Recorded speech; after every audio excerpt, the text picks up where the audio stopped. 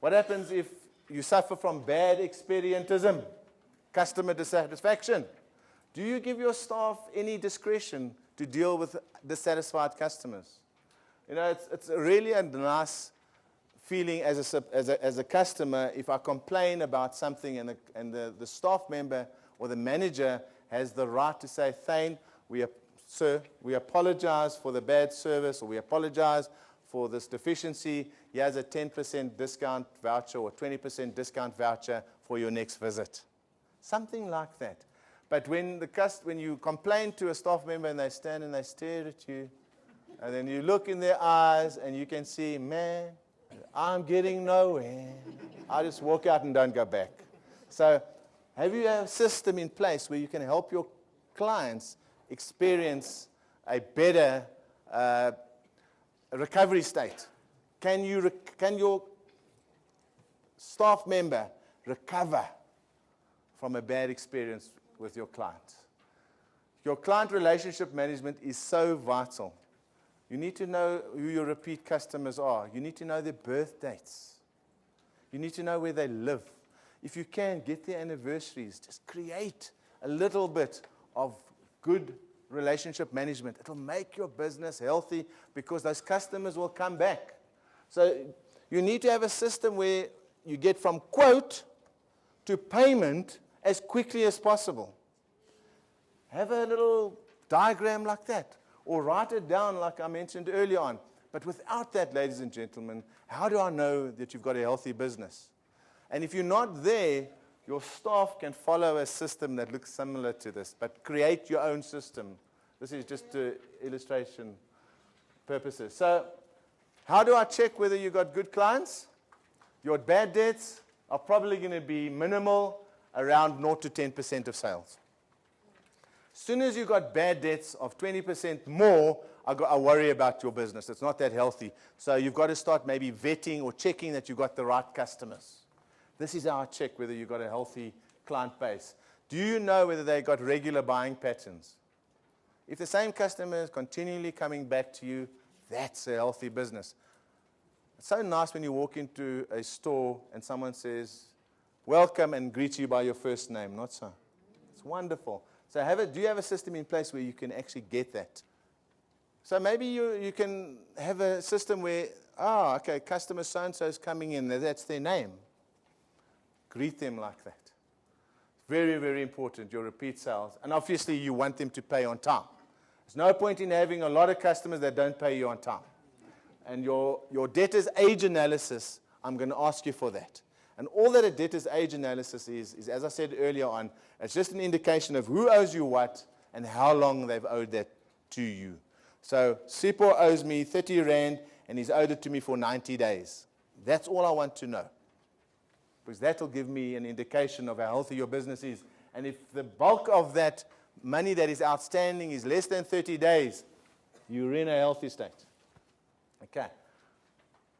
And again, we've spoken about the security and acknowledgement of debts. If you're supplying customers on credit, it's almost, for me, a must to have some form of security. Remember, no deal is better than a bad deal. Hey, business owner, don't we someday think, why do I have to get up today? Do I really have to go to work today? I really don't want to do this. Do you feel like that? It happens. It's normally because of budget issues. Cash flow, I'm battling, and how am I going to pay the water and lights this month when I don't even have money to pay school fees and all those good things? So I think what we need to do as a business owner is have a personal budget. Because we as business owners, sorry to say this, but we often compete with our business for cash flow. So the business isn't the problem. It's our personal budget that's a problem. Okay. And the only way we can fix that is by taking a fixed income and working on a fixed budget. And I'm not saying if there's spare money, don't use it. It's your business after all. But don't take money out of the business unless the business can afford that surplus money that you're taking out. So have a budget. The bankers like it when they see a fixed amount going from your business account to your personal account on a regular basis, because to them, that's a sign that the business is in a healthy state. How do we keep this motivation? I've got a very simple reward system for myself. If I do such amount of turnover, then I'm going to take the day off. Or if I do an X amount of turnover, I'm going to go for a long weekend to Storms River Mouth or something like that. But have rewards for yourself. You cannot keep on working as hard as we do and stay motivated without some form of reward. And an annual reward doesn't work. Make them short-term rewards, every month or every 2 or 3 months. And the same works for staff, just by the way. Just a simple thing like giving staff members movie tickets. It'll lift them. It doesn't always have to be lots of money, just that appreciation. And the same applies to you as the business owner. You need to manage your time, ladies and gentlemen. What I've done for time management for myself is, number one, I've always booked an hour and a half for me. No one, between 8 and 9:30, I don't see anybody. It doesn't mean I'm sitting and doing nothing. It means I might be doing work that I need to do for myself. If I don't have anything to do, which is unlikely, and a customer has an emergency, at least I've got that hour and a half where I can slot him in. Whereas if you book your whole day up and there's an emergency for a customer, where are you going to fit that customer in? So I like to do that, give myself an hour and a bit. I also like to do certain tasks that are the same at the same time. So if I'm paying creditors, I do that all at one time. I don't do one today, one tomorrow. Thirdly, I actually do standardize a lot of documentation. So all I have to do then is just change the name and address, rather than rewrite the same letter every time. Okay, so from a time management perspective, have a look at it. Have a look at what you can do. It may be a simple thing as the last thing that I did. You're not allowed to laugh. I turned my desk around. So I don't face the door.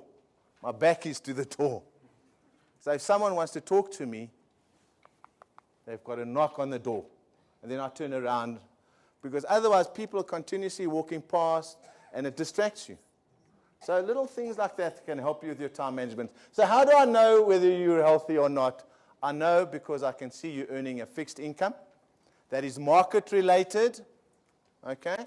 Because if it's market related, it means you're getting paid for what you do, not for what you know.